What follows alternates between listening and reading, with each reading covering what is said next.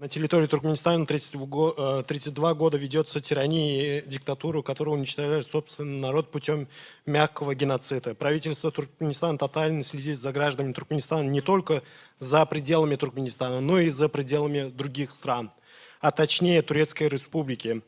На данное время на территории Турецкой Республики всех гражданских активистов, которые критикуют правительство Туркменистана, тотально начали депортировать.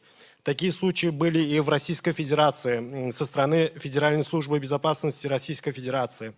В эту жертву попал первый из активистов Азат Исаков. Его по жалобе бывшего гражданина Туркменистана и нынешнего гражданина Российской Федерации, а сотрудники, точнее, бывшего Федеральной службы безопасности, был экстрадирован в Туркменистан, где о его судьбе все еще неизвестно. Из территории Турецкой Республики было уже депортировано за